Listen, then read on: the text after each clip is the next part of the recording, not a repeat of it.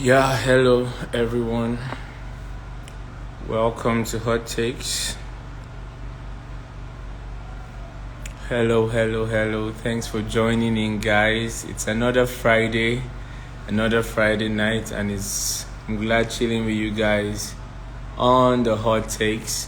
Thanks for taking out time from your busy schedules to be here with us. While we wait for more people to join in, I'm just going to, be telling us about what we'll be discussing today.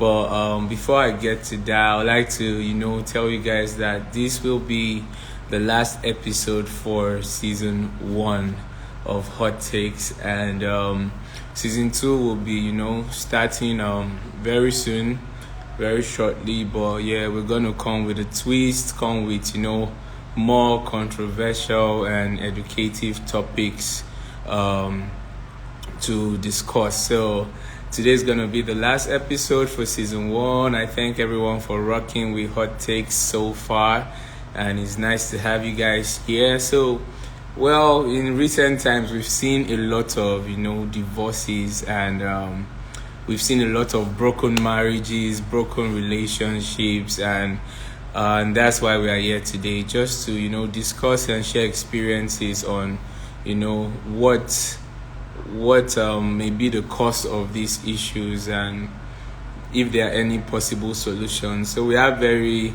amazing guests with us who will be talking with us shortly. So without no further ado, I'm going to invite one of our speakers and one of our guests for today, so that we can kick off and we'll try and keep.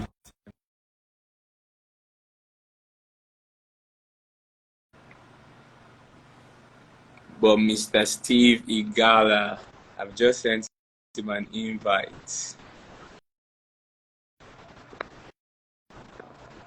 I'm sure his network is letting him connect with us now.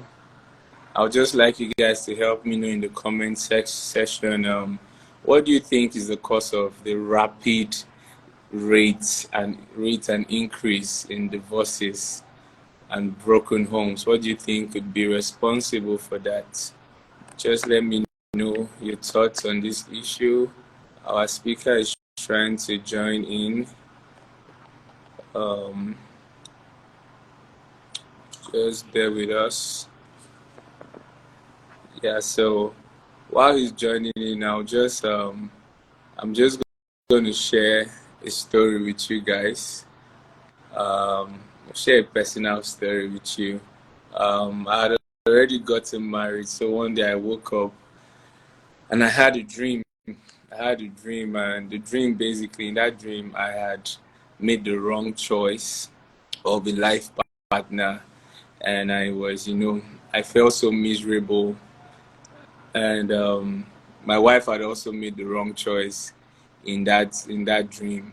Someone says lack of consistency, yeah, as one of the reasons. So she had also made the wrong choice in that dream. So I woke up and I was like, oh my God, it's so important to marry the right person. But right now, like, people that still marry the right person still have issues, and it would be nice to discuss these issues today. I'm sorry, my guests are having some issues joining in. God help us. We'll soon be, yeah, got one person. Hello.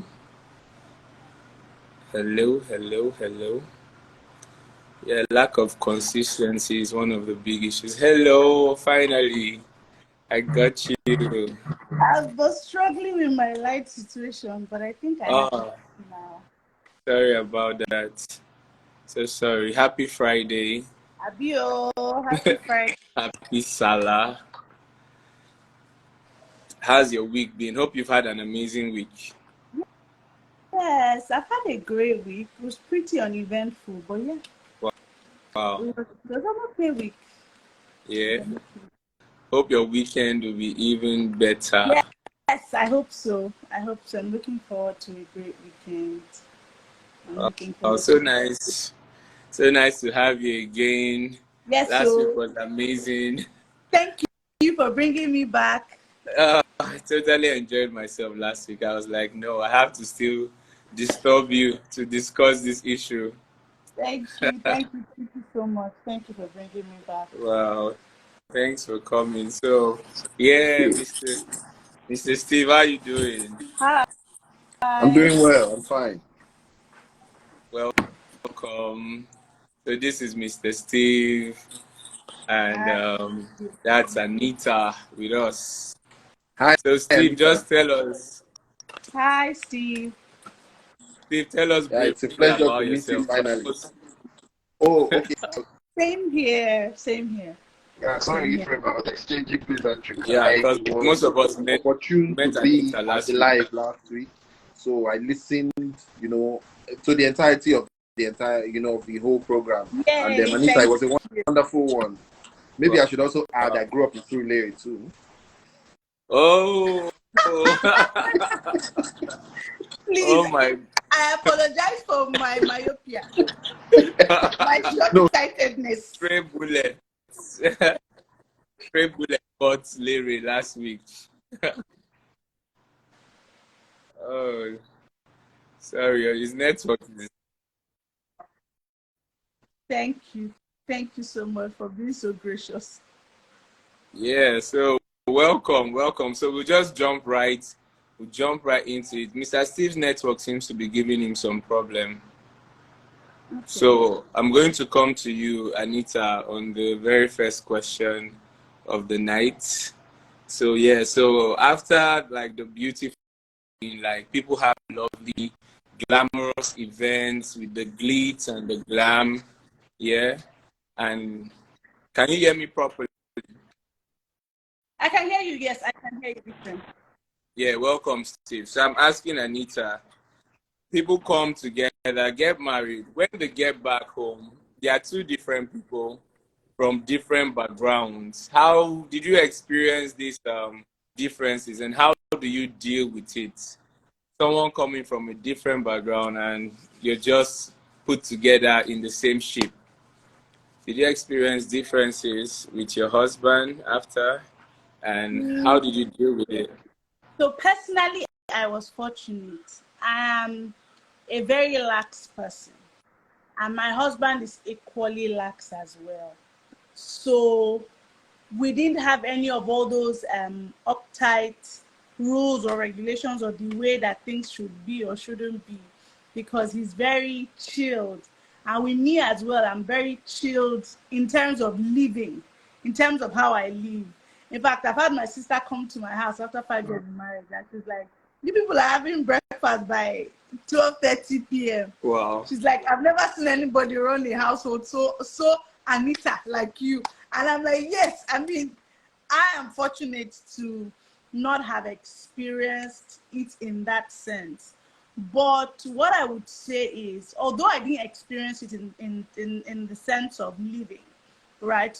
But in other aspects, there was definitely some adjusting when you have to think about the fact that there's somebody else in your life, so things will not happen the way they would normally. So before I can wake up and make a decision on my own or wake up and do Yeah. things on my own, I had to not take into cognizance the fact that there was somebody there. The great thing is I'm with a partner that is not stifling. I'm with a partner that is not condescending or restrictive. So Yeah. what just happened for us was, a place um, communication. So we'll just talk about it. Okay, I'm doing this. Okay, I'm doing that. Yeah. And he came into a place, he understood. The only thing that I would say in that regard is that a lot of times we deal with a lot of preconceived notions. And Yeah. I think that it's important to talk about it. And a lot of times we deal with a lot of preconceived notions. What I mean by that is that sometimes you attack certain things because of the mindset that you have, or Definitely. you are coming with. Before I accepted my in-laws and everything, I always had that mindset that, you know what, when you just watch a lot of things or hear a lot of people, and when people talk about their in-laws, they scoff or they turn their nose up. So in my mind, I Yeah. always just had that thing where it's like, "Ugh, I thought your brother-in-law starts talking now. You're like, but then like when it now started occurring to me that maybe you need to hold on first and listen. Like there's nothing this guy is saying that's out of the ordinary, or there's no Yeah. suggestion he's bringing that's out of the ordinary. But because you already have a notion in your mind that whatever your in-laws say, they're always wrong. They're always trying to be combative. They're always trying to fight. So that for me, and my husband probably did not notice it, but that for me reared his head a bit, where he's like, "Oh, Mom, she said this," and I first want to put up a fight Yeah. before I'm not like. I remember one thing that always comes to my head till today is how I cook beans, and it's so random, Wow. but it's how I cook beans. When it was just me and him in our Surulere house, then I would always cook beans the way I knew how to cook beans, which is boiled beans, cut tomatoes and onions, put inside, put palm oil, and to be honest, it's nice, because I'm Yeah. not a bad cook at all. But one day he entered the kitchen, and because then I would cook and he would wash the dishes. Yeah. So he entered the kitchen and he passed my back to go and start washing the dishes while, because no beans takes a long time. And of course, he had eaten like maybe one or two, of my porridge beans. And then he just said, "Ah, the way my mom used to cook it, she would like make a sauce first. Then when Hey. she boils the beans, she would now combine it together. And it's actually always really nice. I'm not saying your own is not nice, but that one is also really nice. Hey. And first of all, I wanted to what eat your mother's beans. Go back to Enugu if that's what you want to go and be eating beans there.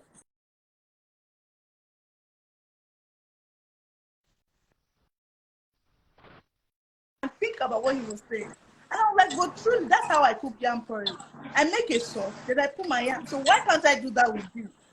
Until Yeah. tomorrow, that's how so it could have been a big Yeah. thing, but sometimes a lot of all these things, these fights and these friction that people From have, they're preconceived. just preconceived notions. I'm going to. Nothing is wrong with what the other person is saying. It's I'm just going your to. mind.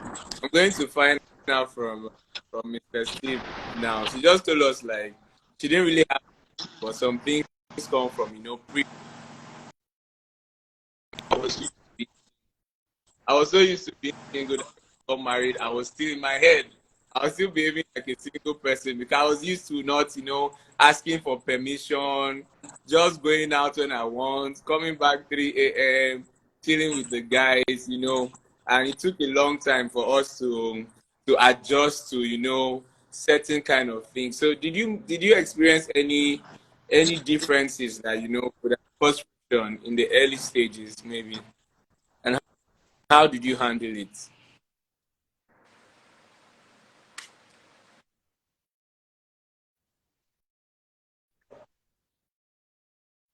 I think yeah, it's breaking a bit, Okay, but okay, great. So, yes, and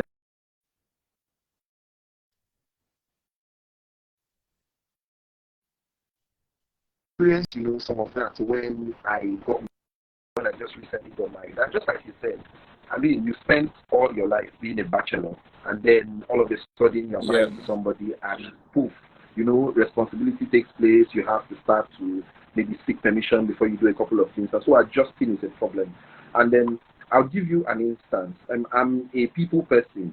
I've always been an all-comers kind of guy. So I have a lot of friends, a lot of both male and female friends. And then I was somebody before I got married that didn't know how to, set boundaries. And so because of my nature, everybody, it was an all-comers affair. So I couldn't set boundaries. And then I got married. And naturally, you should set boundaries with your man.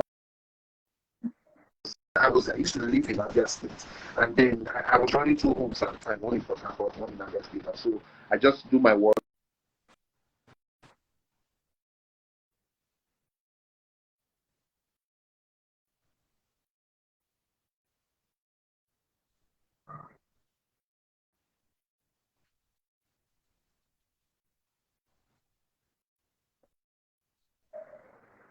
sorry, Steve, I wish I could hear you.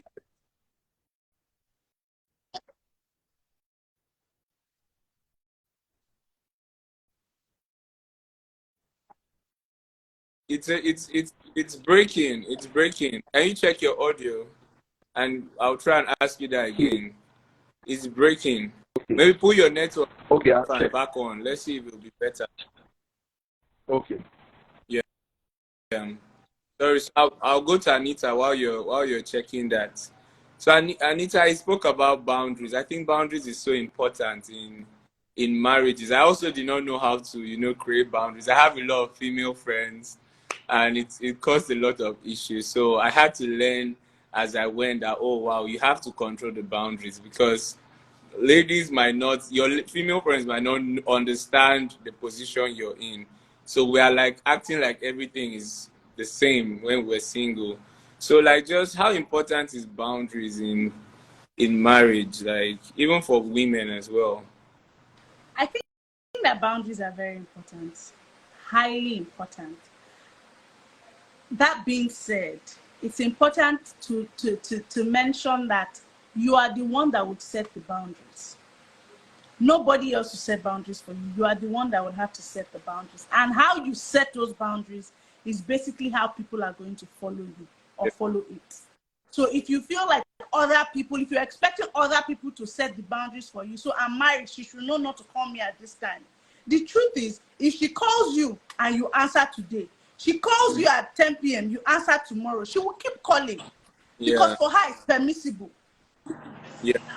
But if she calls you at 10, you say, oh no, this is family time. This is time for me and my wife. Or this is time for me and my husband. Don't call me at this time again. The next time she would know. And I would give you an example. My husband, at some point, I and my husband, we started doing this long distance marriage because his office had sent him to Aba for 2 years. So what that meant was I was now available to everyone. So my mom can call me and we can speak for hours, gisting about everything under the sun in Port Harcourt. I will tell her everything under the sun in Lagos. And I had just had a child, so there were so many things to catch up on. But then she would notice that whenever she calls me when my husband is in Lagos, I either don't pick up on the first ring, or I hurry her off the phone, or I think at some point, one day, jokingly, I told her that, see, when my husband is in Lagos, I don't get time for all this stuff. And it wasn't even in a bad way. Yeah. It was just in, I beg, I want to eat this man. Go, when he goes, I'll come back. That was how I said it. But you notice that my husband can be around for 1 week and 3, 4, 5 days. I've not heard from my mother, which is very unlike her.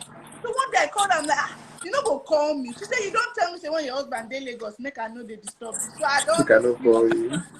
Wow. So my point is, I set those boundaries. If I did not, say it, albeit casually, or at least enforce it, she would have probably still been calling me to just normally. And I'm her mother, so she's my mother, so she would never see anything wrong in me. Exactly. So sometimes they're your best friends, sometimes they're your bosses, sometimes they're your colleagues. If you never set that boundary, they will never think they're doing anything wrong. Yeah. So you have to be the one to, enforce it. Thank you so much, Steve. I think I can hear you better now. You were speaking and of. he also looks better as well. Like the graphics are not. Oh, thank you. Okay, Did okay. I'm really sorry. The you network has really been shaky. Did you switch your network? I'm just teasing you. No. Yeah, I switched networks. I had to switch my network. Yeah, cool. So I had to we are my with network. You were saying something about, Okay. No, so basically, just like Anita said, the summary of it is just exactly what she said. You should also learn to set boundaries. So it was something that I got to learn, at the early stages of my marriage because of my nature. And then things had changed. The status had changed. But just to add a little bit to what she said, at times you may not know because this is the person you have been for a number of years. And then, I can make bold to say that the three of us, on this life, and maybe a lot more other people that have joined, we have spent more years being single than married. Yeah. And so it takes time to learn, relearn, and unlearn certain things. So it also behoves on the spouse, on the partner, to also speak up. I'm not comfortable with this thing. Let this person know, okay, this is my nature, but I will try to adjust. I need some time. I will walk through it together. I was giving an example of a neighbor where I used to drop my key. When I got married, and then there was time I was taking calls. Naturally, I take my calls on speaker. So even when my wife is there, she just gets to hear what I say. And then I told someone, okay, just go to this flat knock on the door, ask for XYZ person, a lady, and tell her I sent you to collect my key. I'll give her a call, and then you can pick up that stuff. And after the call, my wife said that I'm actually not comfortable with the fact that you drop your key with this lady. And I mean, I've been dropping it even before we got married, but the fact that she wasn't comfortable, I had to stop that. So, like I said, it also behoves on the partner to also speak up, because this other person is not a robot. This person did not grow up with you. We're two different people. So it will take time to, like I said earlier, learn, unlearn, and then relearn certain things. Yeah, thank you so much. I think that from what we are discussing, I'm hearing a lot about communication and flexibility. Just I learned that the ability to be flexible. You know, most people go in and say, "This is who I am. I'm not going to change. This is what I problem. This is how I used to cook my beans." But you know, you must be flexible. This is how I'm wired. This is how I'm wired, and it causes a lot of problems. And I think that might cause a lot of, you know, marriages to break up. But then someone asked me a very important question after last week's session. It was like, okay, you guys are saying marry the right person.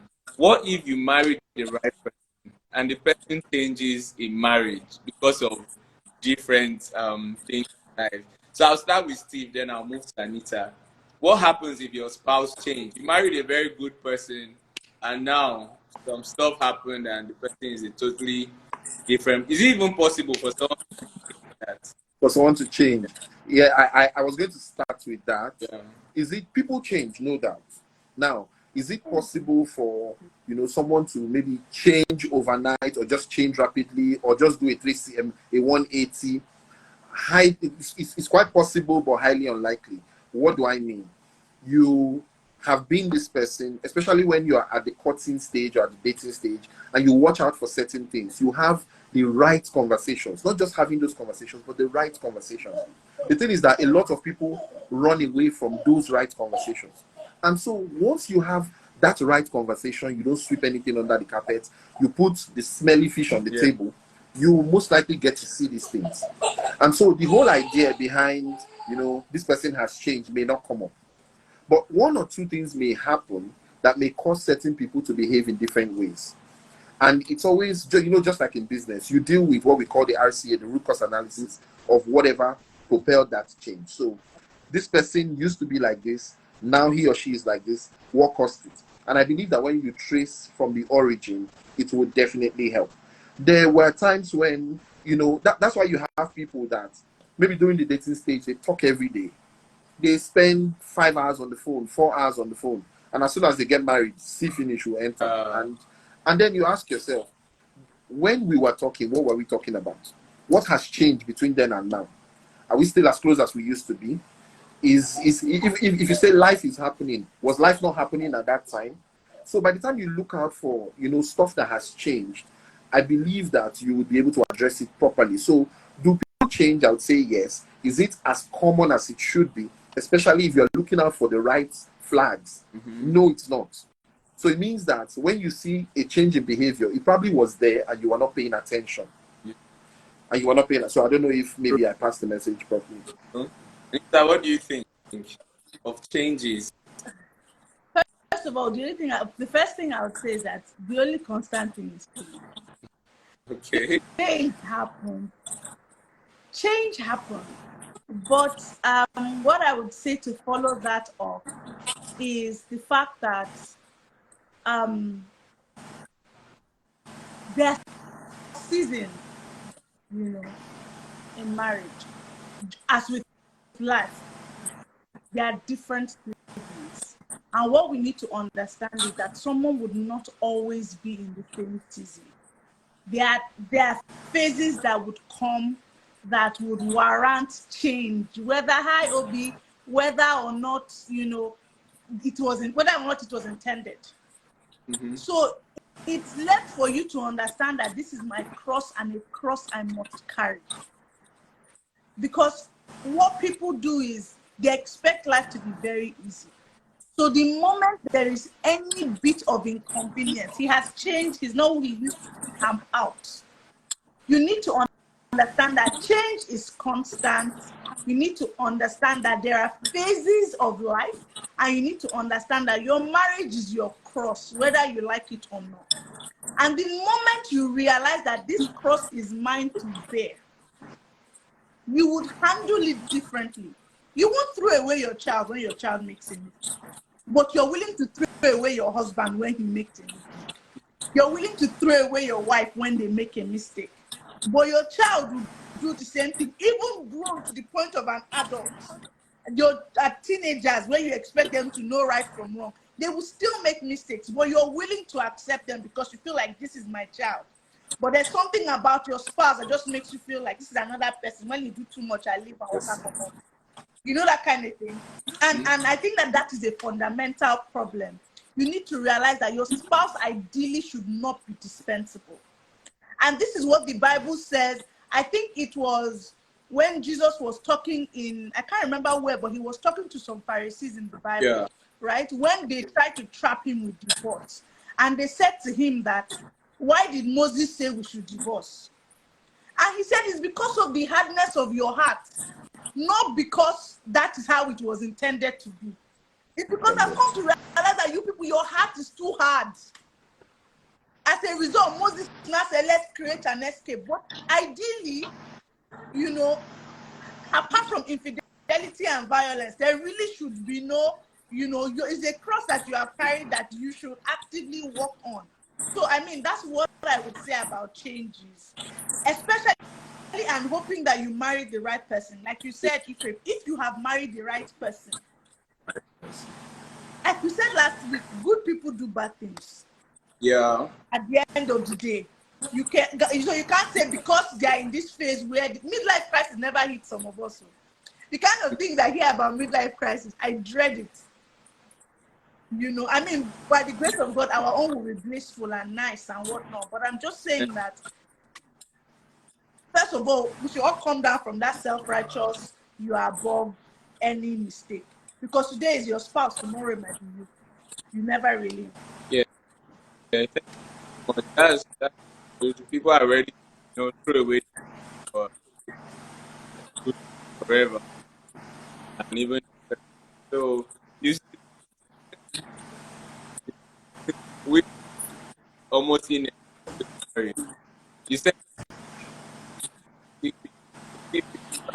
and yet, You're breaking it. I'm losing. You're breaking different. Yes, so.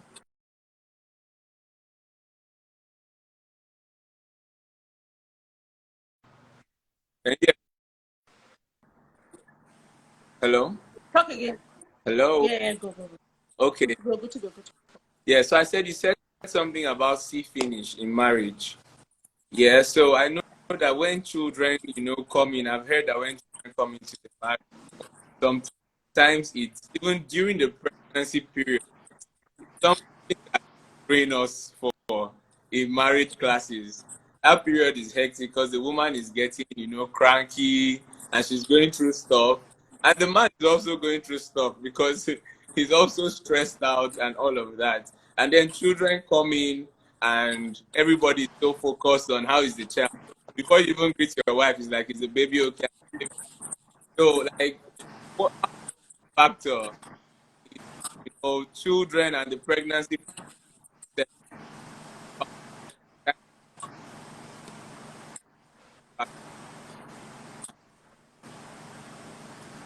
Okay, Ephraim. Though I lost you at the tail end, but I think I got, you know, a major part of the question. And there's this news that's been making the rounds this week. You know, and someone asked. I don't know if you can hear me. Can you hear me? Yeah. Yes, we can. Great. Someone asked. Someone put out there. A lady, I think she put out, I think on Twitter, if it comes down to saving me or the baby, make sure you save me. And then a lot of people started to comment, if you're in this situation, who would you save? Some people even went as far as saying, no, your baby is your own blood, your wife is not. So when it's time, you know, you should save and all. And when I look at things like this, I smile and I'm like, you know, there was something Anita said. She said, that is if you marry the right person. Mm-hmm. So when you get the foundation wrong, almost every other thing will crumble. Almost every other thing will crumble. And you really cannot build castles in the air. You cannot build on a shaky foundation. And so it's really, really important that you know the person that you're getting, into this lifetime commitment with. Now, back to your question, when children come. One of my favorite times so far had been when my wife was pregnant. And I will tell you why. I had an event last year, and I went there with my wife. And so we were just discussing a couple of friends, and then I said, that time where I born. Everyone started laughing like, you born. Now, not be your wife born. Now, we're looking at, and I told them no, that she was carrying in her stomach. I was carrying on my shoulders and up here. Wow. And so Wow. we were pregnant together, we gave birth together, and we went through that journey together. And when you are that intentional about it, and really there's nothing that has happened in my marriage thus far that has really come as a major surprise. Surprises happen, but major, because we left no stone unturned during the dating phase to talk about everything, even how we were going to handle that phase. Okay, people say it's like this, what do we do? And then we decided, for all the conversations we had, that every day we will give this marriage a minimum of 100. Wow. Emphasis on minimum of 100 every single day. It means that where your strength is lacking, I must do extra to make up, to make sure that we are always on 100. So we are never 99. I may be weak today, and then she's putting in a whole lot of effort to make sure that we are always on 100. And by the time you do that, you find that this is the person that you are doing life with. If you and I were chatting early this week, and I said, this is the biggest choice. If you remember our chat, Yeah. I said this is the biggest choice that we have to make in our lives. And God has been so gracious that He let us make that choice. As important as it is, the choice of a spouse. You can choose to have kids. You can choose where you work. You can choose where to live. You can also choose your spouse. But that in itself is the most important, because that's the person you're doing life with. And so the only way I feel, or one of the ways I feel that we can surmount that phase and avoid the see finish phase, is with intentionality, everyday intentionality. I'm doing this with this person.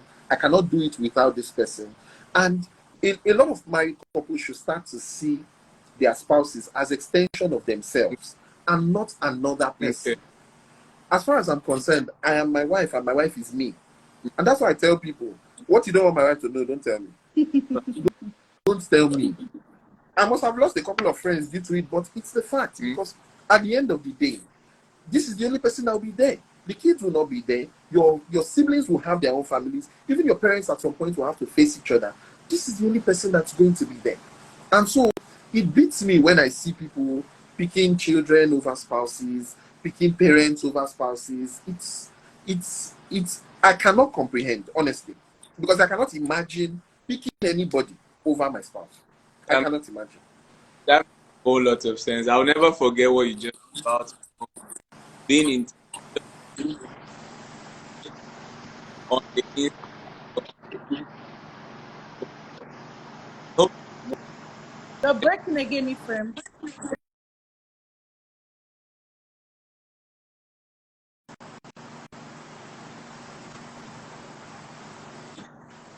sorry.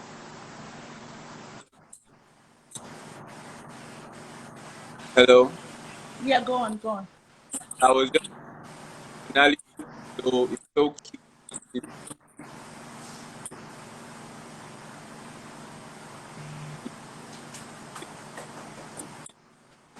I can't hear you again. Hello. Hello. Okay.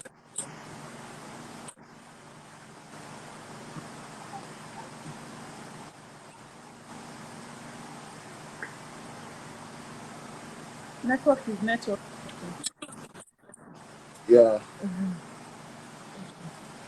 You may want to share your thoughts, maybe while we wait for Ephraim. Ephraim. I mean, you said so many things that had taken me away from where we even started. Can we backtrack a bit? So what was the question? Because I can write off of what you said, but I would like to know the question again so that I would answer directly to it. Okay, I think Ephraim asked them when kids start to come Yeah, in, it takes to separate spouses, and then the whole see finish thing. To be honest, there was something someone said to me one time. A few years ago, I was very single. But now that I think about that, I apply it to every aspect of my life. He said to me that you would never be less busy than you are right now. You know, you will never be less, like this is the least busy you will always be. Unless you are saying you don't want to excel, it would always get busier. Why am I saying this? I'm saying this to say that balance is very important. There should never be a time where you feel this should take the back burner for this to happen, you know, because something is going to suffer. The truth is,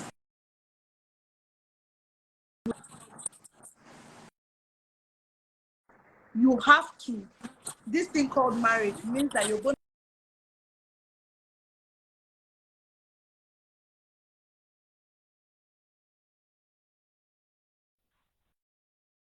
tempting. It is to feel like, oh, let me focus on my children. My husband will understand. Let me focus on one thing will understand. You have to feel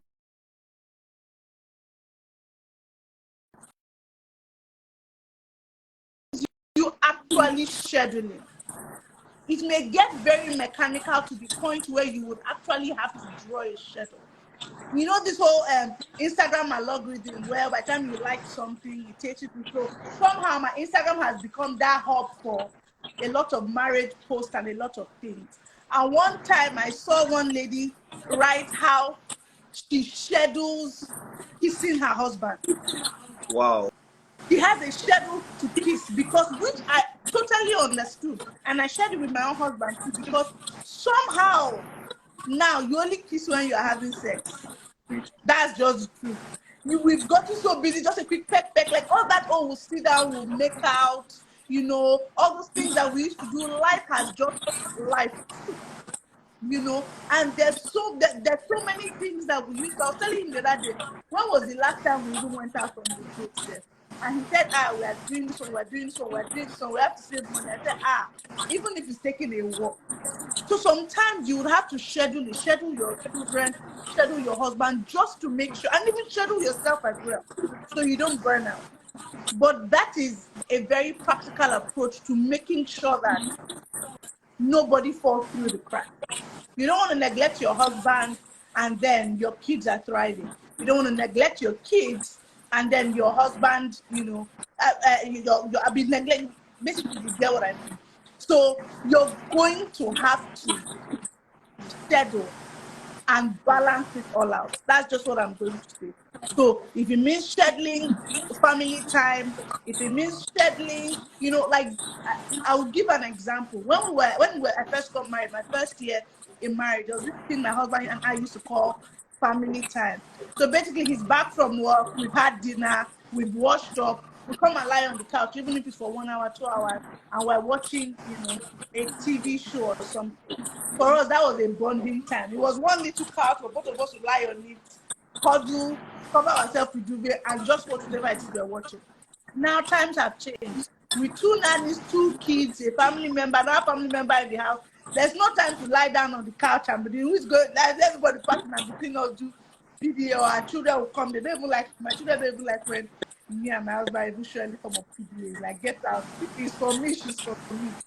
So what I now noticed that we started doing, albeit unintentionally, we come up together normally. Like, that's a rule in our house. When it's time to sleep, we come to sleep together. Whether I'm ready to sleep or not ready to sleep.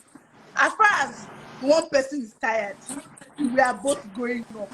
If you intend to continue walking, you walk from that bed, but you are lying down there. If he intends to continue walking, he walks from that bed, but he's lying down there. Fortunately for me, he's the workaholic, and me, I'm the one that life will continue. So we'll lie down on the bed, he will bring out his phone. Even if it's one episode of Pimple Popper, we will watch it together. I laugh at how disgusting the boil or the pop or whatever is, and that is a bonding time. So sometimes you're going to have to figure it out. It's never going to be straightforward. It can be as little as a 5 seconds video call. Hey, see my fine face. How are you doing in the office? I've had a situation where I was video calling my husband, and someone said, "Ah, the same man that left you in the house, you are video calling." And I was like, "It's only when you travel, you video calling. If you check my WhatsApp video calling, that's the only person that is there." So my point is, you're going to have to figure it out. You are just going to balance it out. Thanks. What? I didn't hear you. I didn't hear what you said. Am I happy now? No, I think Oh, Ephraim is can I saying, "Can you hear hear you me now? now?" Yeah. We Yeah, can, Ephraim, I can read your we lips, can but read I your can't lips hear you. Wow. exactly. Wow. Okay, now Oh we my can God. hear Okay, you. now we We can hear you. can hear you now. Are you serious? Now we can hear Can you. you hear me now? Yes, Yes. Okay. Cool. yes. Cool. So I'm hearing a lot of intentionality in what was being said, which is, I think I'm learning a lot as well, because I'm still married. You learn every day. You learn every day. But one thing I noticed that during the pregnancy, maybe not for us, but for some people, a lot of during there's a lot of infidelity. During that. I wanted to know, you guys think that fidelity is great?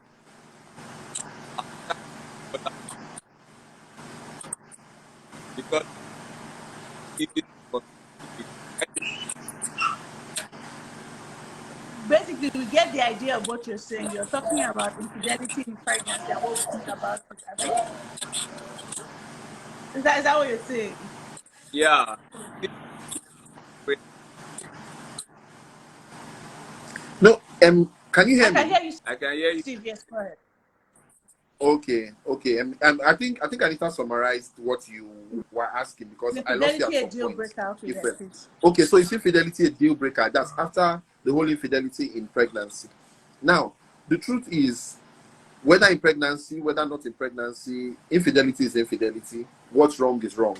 And do people make mistakes? Do people fall? This is not excusing it. Yes, people do. And I think it's also, it still boils down to, I don't want us to overflog that word intentionality, but you can't talk about that word. Actually, that intentional with your partner, you make an effort every day because someone told me once that marriage is not a sprint, it's a marathon. And so you don't get on autopilot. You actually, you put in the work every day. And that also goes to into your own self-discipline. So that you're married, will it stop you from seeing people that you SY would have admired? No. But it is that consciousness of the fact that you are married, you belong to this person, you are making that everyday effort. Because Jesus in the Bible was tempted, who are we? So the temptations will not come. When he was teaching us the Lord's Prayer, he said, and do not allow us to fall in. Backs that up with diligence. We need in during pregnancy, a lot of it happens. But I will draw us because maybe I know the network didn't allow me to properly introduce myself. I am a pharmacist, so maybe with my health background, I also know that it is advisable to actually have more intercourse during pregnancy. Okay. Medically, it's advisable. And so maybe with that can also help couples, increase the bonding moments, try to do everything together. The pregnancy period, I said, was one of my best periods in my marriage because it was one of the periods where I planned the most. Okay, this is what we want to do, this is what we want for the kid. Even before we knew the sex of the baby, we had planned a couple of things. I got to know the sex first. We did our own mini reveal. We tried to make it as spicy as possible during that period. And then 9 to 10 months is a long time, but it is also even medically advised that you actually increase the frequency of sexual intercourse during pregnancy. It also helps, of course, with the cervix, properly expanding or dilating, as we would want to call it a medical balance. So, does that happen? Yes. Is it advisable, or is it, in fact, shouldn't even be condoned, pregnancy or not? Now, to take you to the second question, is it a deal breaker? It depends. For a lot of people I know, it's a deal breaker. Why is that? You would never ever, you are human, and then you wouldn't see the person in the same way anymore. If you as little as steal this, the next time I see you around, I would want to guard my pen to be sure that you don't pick it up, regardless of how sorry you tell me you are or whatever. So if you're as little as steal this pen from me, I mean, so if you're asking for my opinion, is he a deal breaker? Yes. I had this conversation with my wife as well. And then, when we're talking about it and all, and, with a couple of instances, I also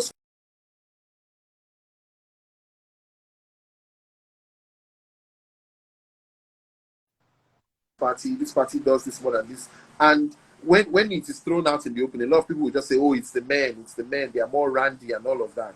But trust me, can you take what it is that you are giving?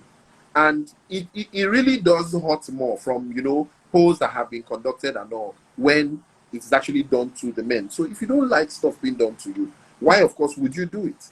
Sure. So long and short, it is not as difficult as a lot of people see it. This woman's body is changing during the pregnancy period. But don't forget that you are responsible for those changes. Don't forget that you're responsible for those changes. And so it still brings me back to what I said in the last question you asked. She's not pregnant. You both are pregnant. She's not expecting. You both are expecting. She's not about to give birth. You both are about to bring life into the world. And when you view it from that lens, you will find that you are also pregnant. Your life is also changing. A whole lot of planning is going on.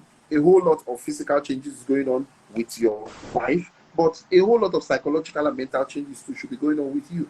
And when you channel your mind towards those positive thoughts and some other things, I'm sure, it will be a phase that would move by and would even be a joyous phase, just like I had too. Thank you.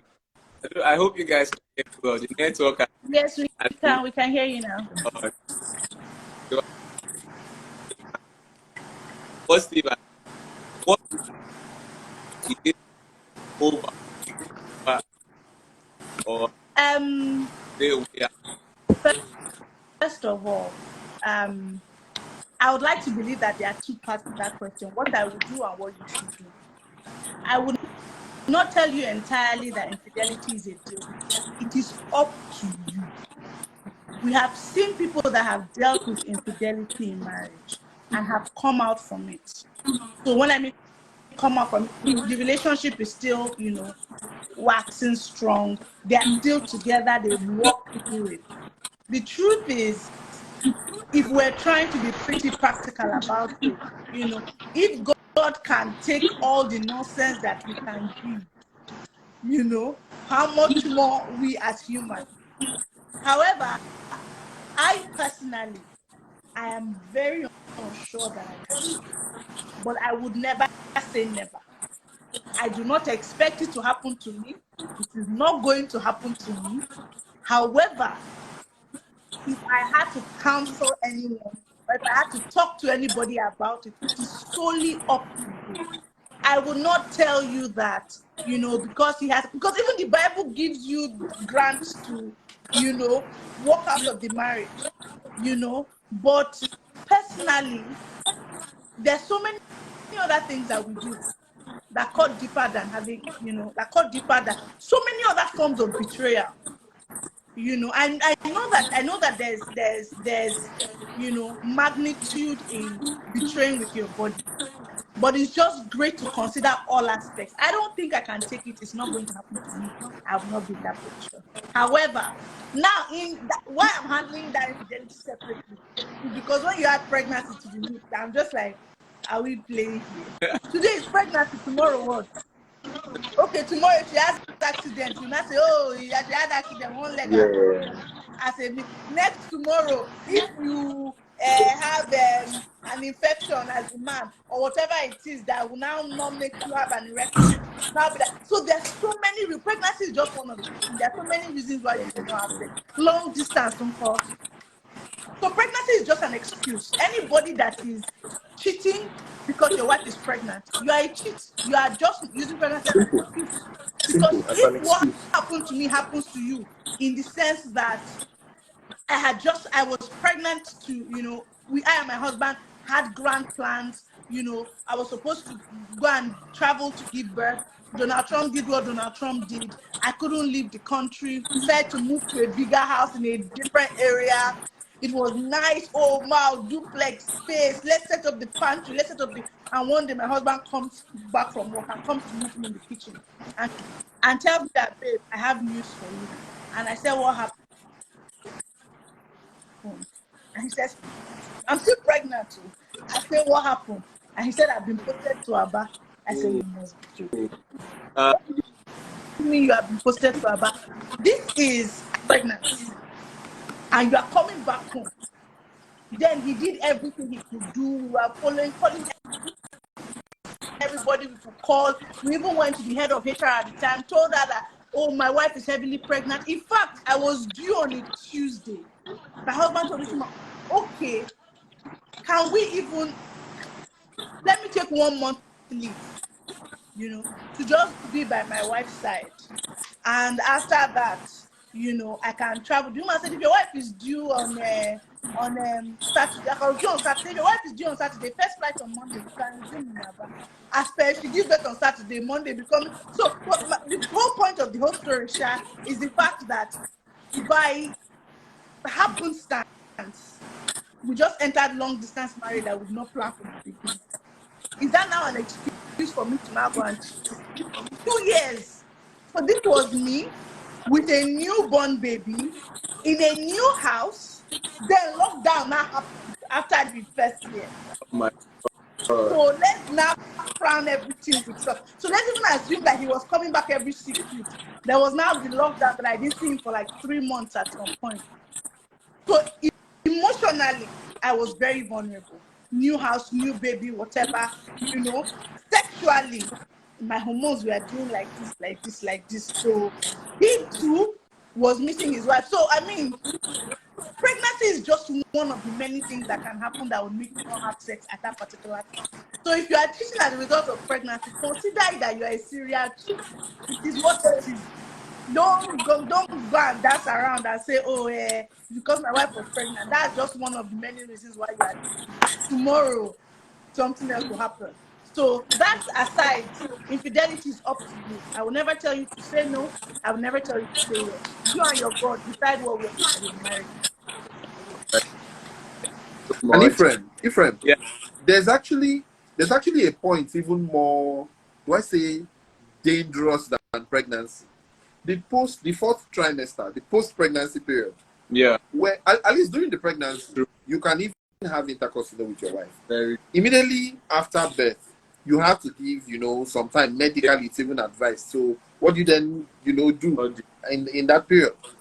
And then for people that have, a couple of kids, I mean, you get to experience that a couple of times. So just like Anita said, if you are It cheated, can be an accident. So what if one day you as a yes, man, you have an accident and you can't even move?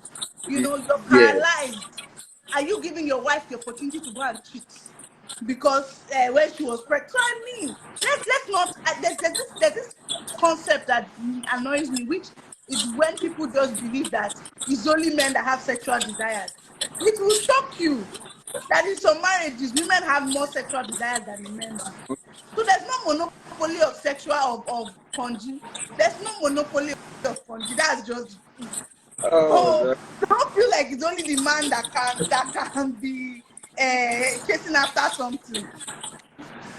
I Ephraim, this life has produced a phrase, there is no monopoly of country. we need to trademark that phrase. Oh my Anita, 2023. gosh. Yes, So, so when I,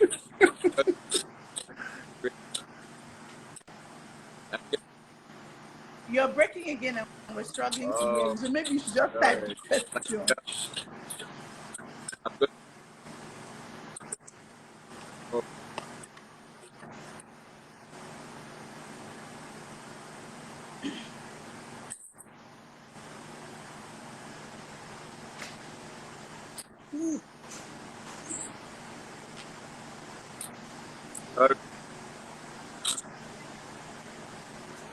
Okay, how important is intimacy in marriage or the effect of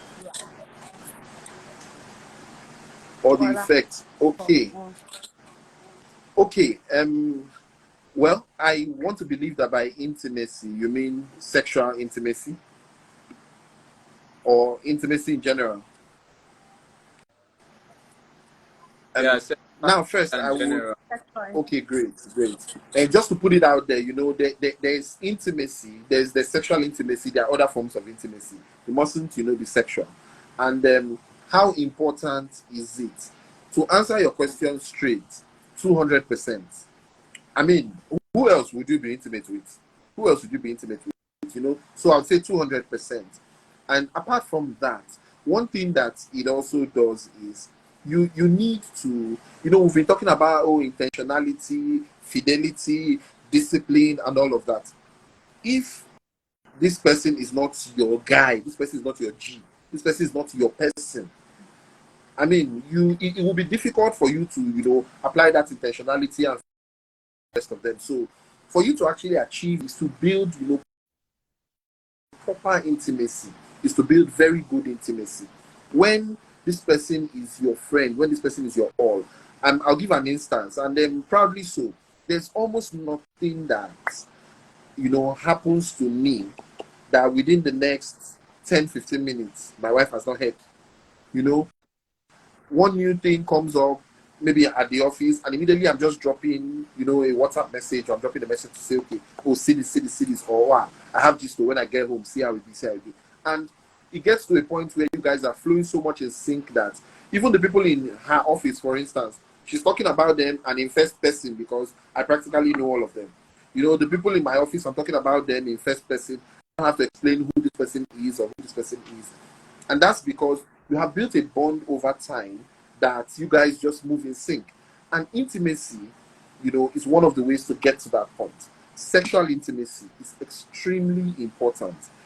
Apart from just the physical benefits or the, just taking care of, your physical urge, some psychological benefits exist, some medical benefits of, a very good sexual life actually does exist. And it's actually better, more fulfilling when it's with somebody that, not just somebody you love, but somebody that is a part of you. And so it's not just a routine, or it's not just, to tick the box, but it's actually born out of some degree of closeness, some degree of intimacy with this person. And so, yes, it is actually very, very important. Not only does it foster a stronger bond, it also prevents, issues from coming in, third parties from coming in, and all of that, because you guys are in sync. You guys, I'm sure with the way Anita is speaking, I don't want to preempt, but I'm also very sure that at some point when there's been too many similarities. I spent 3 years in Abati doing, some work as well. So from Surulere now, we have moved to Aba. Maybe when I say another thing, I will pick up another similarity. But the point I'm actually trying to make is it happens with, my spouse and I. I can tell what she's doing at this point. And I'm almost never in this place. And something comes up. I naturally just find myself updating her. Oh, okay, I was on my way to this place, but I had to stop by here to do this. Or I had to stop by here to do this. And so we really do not commence our conversations maybe on the phone with where are you? Because she practically knows where I always am. And I know she's on this live now in the living room because I'm in the bedroom. Oh. And I just naturally and that comes from some degree of friendship, some degree of closeness. When you guys are one, it begins to radiate to even those around you. You find a friend of my wife's wanted to tell her something and now said, please, I want to send you a video. Please, for your eyes only. Now put, sorry, I know you show your husband. So for just you and your husband only. Yeah. And I was laughing. This person is not my friend. This person doesn't talk to me, but already knows that. No need telling this lady because she will tell me. So it's very, very important. And yes, one of the fastest and best ways to build it is actually through sexual intimacy. So yes, it is so important. So important. Wow.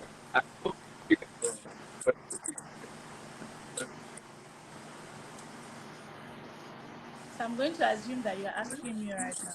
Yeah. Just like this. So first of all, we cannot underestimate or downplay the importance of sex. Forget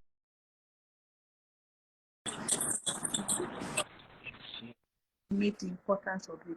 It was so important to the point where, was it not Paul that was telling the disciples that Yeah. be alone, no? But if you know that you are going to be deceived or be distracted, it's better for you to marry. As in, marry because you want to have sex.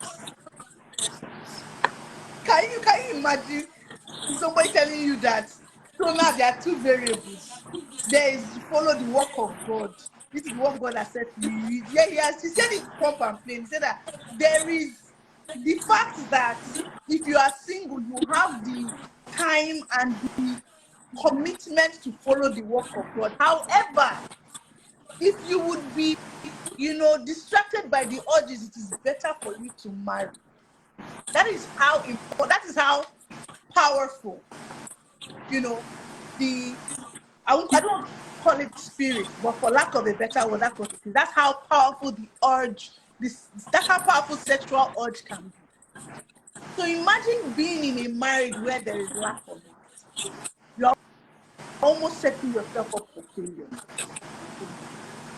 However, from my own experience, what I think is almost at par with that sexual intimacy is, won't say, we just say physical or mental intimacy, because there are times when you won't be able to have sex, but there's just you have built the intimacy to a point where you can it can be substituted, for lack of a better word.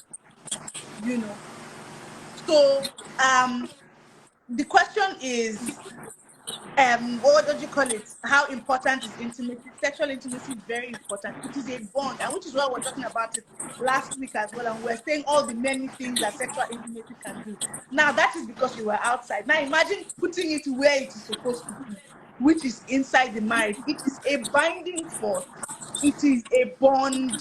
It is, I promise you, two Christians that are married, have the best interest, and don't have sex between them, whether you are the best person and the marriage is bound to fail, because that sex is a perfect bind.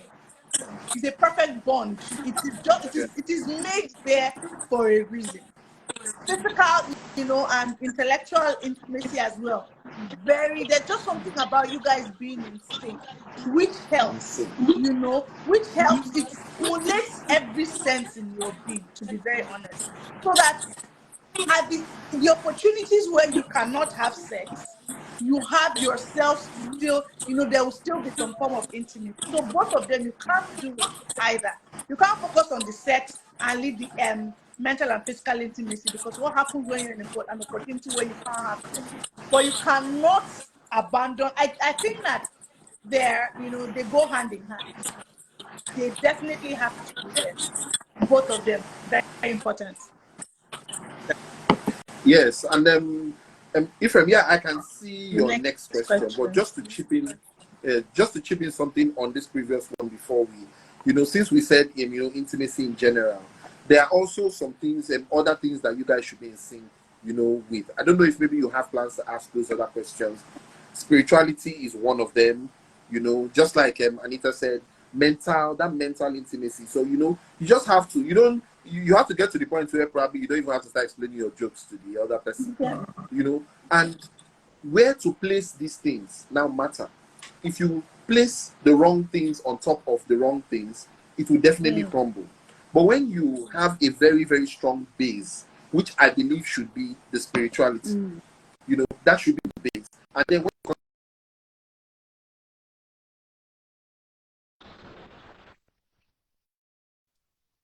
not have that kind of intimacy anymore, and so that's off it. So if you had built the entire relationship or the entire intimacy just on sex, exactly, and it's the base, when you do not have that physical strength, for instance, to have sex, or life happens, maybe an accident or something, everything just crumbles because the bottom has already crumbled. But if you build it on spirituality, you build it on friendship, you build it on mutual respect, and other forms of non-physical intimacy, then the icing on the cake, of course, would be wonderful sexual intimacy. And I'm sure we will do very well. Now you ask them a question that what causes divorce these days, and then what do we get to advise? And I think that there's no one size fits all with this question, but one thing I would want to say is pivotal is the mindset that you go in with. I got married in with this mindset. In my marriage, there are no doors. There are no doors. So we have walked in and there's no door, so we can't go out. Now imagine, I mean, you have to break the wall and all, and I mean, we may not even be strong enough to that. So imagine being in a place, a concrete wall where there are no doors, there are no windows, or even if there are windows, there are iron bars, and so you cannot go out. It is not an option on the table. You know, you begin to consider it when you see it as an option on the table. It is not an option. There are times when my wife would be pressing me, oh, come and see this thing on my phone. I say, I'm tired, they're disturbing me. She'll tell me, you don't have a choice. You signed this thing, we're doing this together, you don't have a choice. And right now, we use that phrase a lot, and we just use it to smile. And so, even when I'm not feeling up to something, I remember that I don't have a choice in some things because I'm in this for life. When she's not, feeling some things I want or want to do, she remembers that she doesn't have a choice. And so, to me, I believe that everybody should go in with the mindset that divorce is not an option. A lot of people have, that at the back of their mind that, oh, this person does this or this person does this and then I'm going. So by the time we come in with that mindset, then we get to work on getting better every day. Also, just like at work, just like in church, just like everywhere, I'm sure we go out every day and we try to leave people better than we met them. But we come home to our spouse and expect these people to just be better on their own. What happens to the role you have to play? What happens to your part in making this person a better person? So, if at work I have She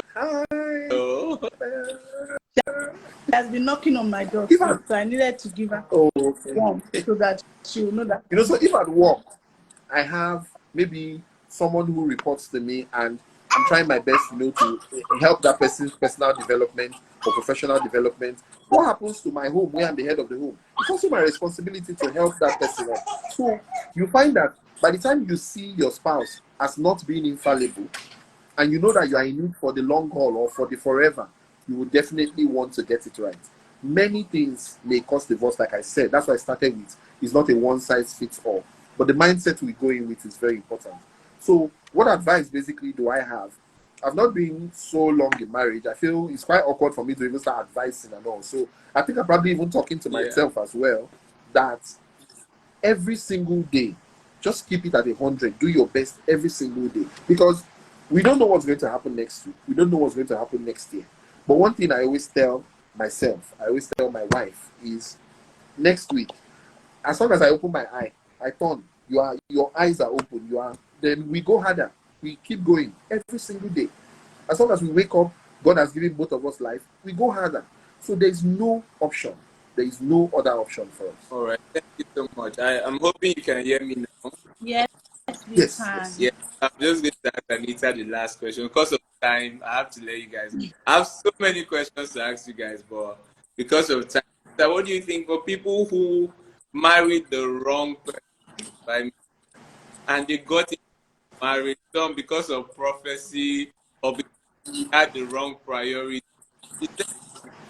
and the person to make work, give 100, like Mr. Steve saying, is there for these people? How do they survive? Some of them are so miserable in marriage right now. What? So, to be honest, it's your cross. I'm sorry. It's your cross. Mm-hmm. It's so the Bible says something. The Bible says if a believer marries an unbeliever, Yeah. and the unbeliever is willing to live with the believer should remain and continue walking and praying. I'm paraphrasing now, but Yeah. continue doing what needs to be done. Yeah. And that along the line, you may eventually get two things that I would tell you cannot be controlled: infidelity and violence. Yeah. Other than that, there's nothing that prayer and supplication cannot change. I will not tell you leave your marriage. Me, I would never tell you to leave your marriage. I don't think that that's the intention. The truth is, just as so, let's look at it like this. God is likened to the husband. And I'm saying this from Ephesians, right? And the wife is likened to the church. Do you know how many nonsense at the church that we do normally has God thrown us away? Mm. I feel like a lot of, I'm not saying that people are not bad. I'm not saying that people don't get through work. But life can be easier. However, if you have taken the harder turn, which is marrying the wrong person, don't expect it to be easy. The truth is you don't enter. That's just it. It's unfortunate. It's just like you're driving. You know when you're driving and Google Maps is telling you take the next turn and you mistakenly take the one after. And then the journey now goes from 15 minutes to 2 minutes, 18, I mean to 2 hours, 18 minutes. Yeah. That's now your personal cross. Wow. To keep working at it and hoping, you know, that God will fix whatever. As far as your life is not in danger, it is already a bad turn that you have taken. But God is not a wicked God. He's not a God that punishes. So he's not the one that will tell you, sit down in this sin and suffer. This is your punishment. So if you go, God, I've messed up, help me. He would definitely help you.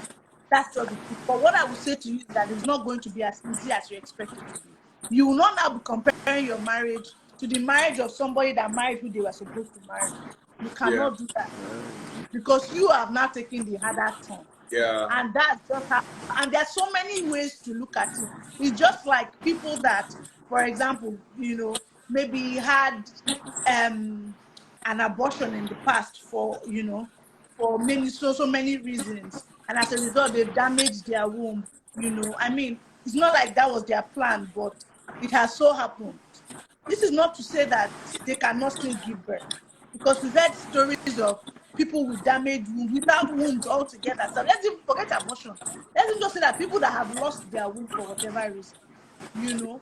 This is not to say that you cannot still pray to have a child. This is not to say that people do not still have, but is it going to be as straightforward as the person that, you know, everything is working? No, it's not. Yeah.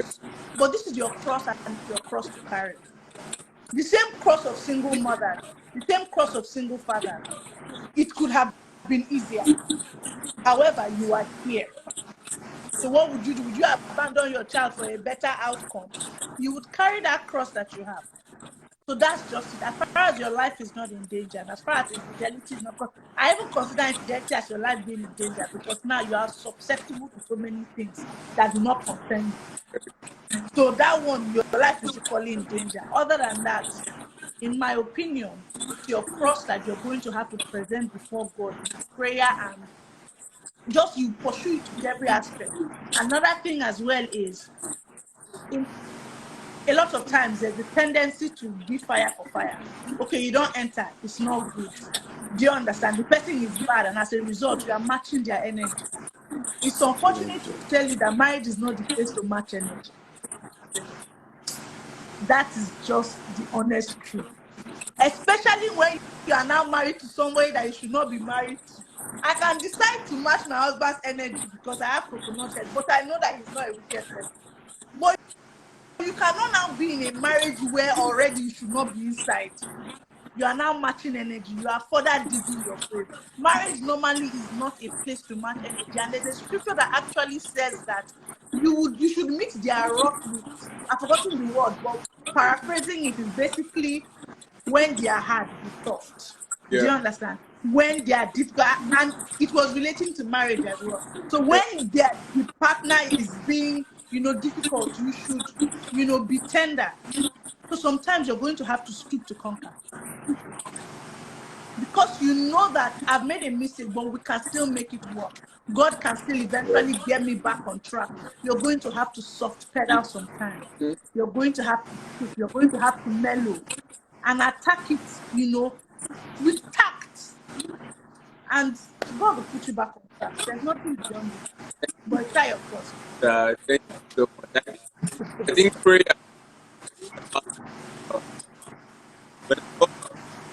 that they change anybody, but through prayer, the Holy Spirit can show and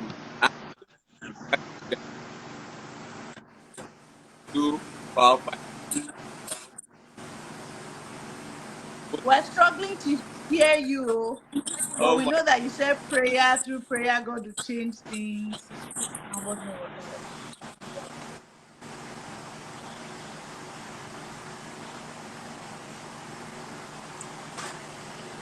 MTN is really doing their best today.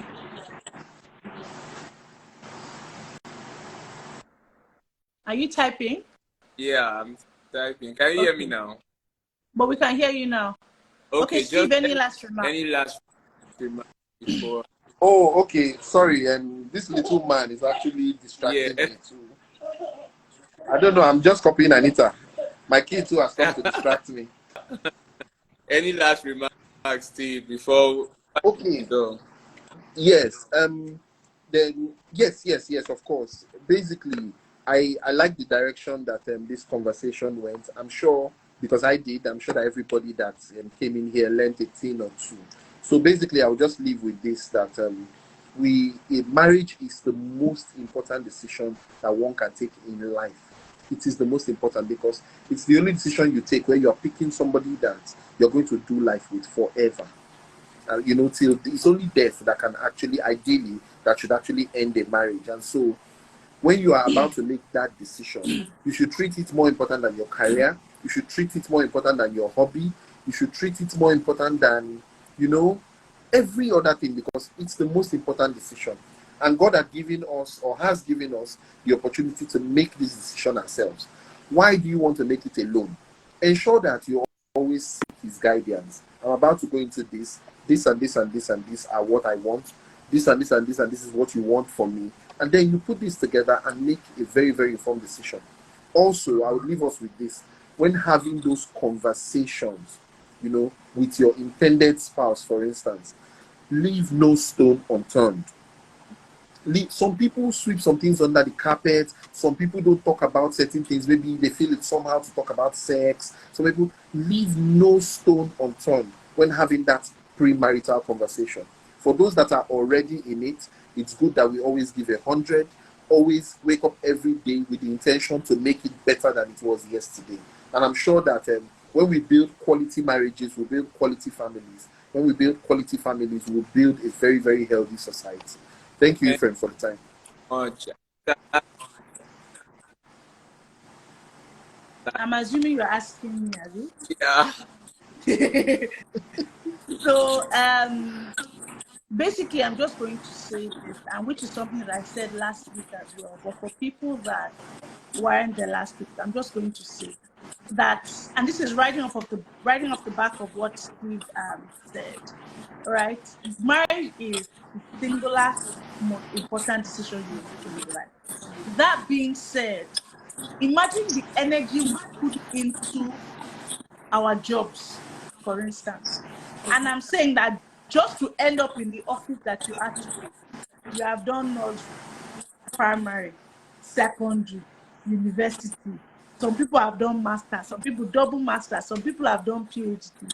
On top of that, you get to the job, they will still train you. Then you still go for other trainings. And this is job. Now imagine your life partner. So the person that you are going the long haul, so the person that will be with you when you are working this job that you did your whole life for, the person that will be with you when you are giving birth to children that would have their own family and raise another generation. Basically, the person you are starting a whole generation with, it's not something to treat trivially at all.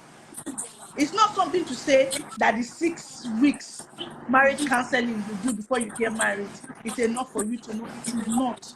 You would learn before, you would learn during, and you have to be open-minded to constantly learn.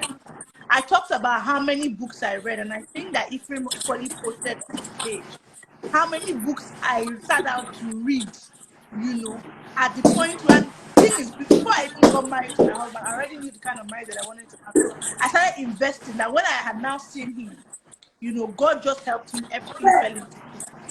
So you're going to have to invest in yourself in terms of marriage. It's one thing to want to marry well, but it's one thing to be somebody's marry well. So don't go and marry well, and then the person is wondering like, God, did I marry well? In a place of looking for the best, a good person, you have to equally be a gem. Let's not be stone that is looking for diamonds. You get what I mean? So you're going to have to prepare yourself. And while you're in the place of preparation, because I mean, we can talk about it in so many ways, but God will only give you most of the time to your capacity. You get, so if you're not able to receive the knowledge and if you're not able to receive a good person, even when you see them, you won't know what to do with them. We were looking at Love is Blind recently. This Love is Blind that just passed, and there was like this really nice guy that everybody was talking about, and it was unfortunate that the person that he ended up with just did not know what to do with a good person. That was it. So she got a good guy, but because she was not prepared to receive a good guy, she did not know how to handle the good guy, and she fumbled the good guy. So sometimes, just as with jobs, when you're not prepared for a good job that comes your way and you miss it, you might miss what is great for you because you're not prepared. You know, so we just have to invest in ourselves, make sure that we are equally people that they want to be with as well. And may God direct us to people, you know, He has ordained for us.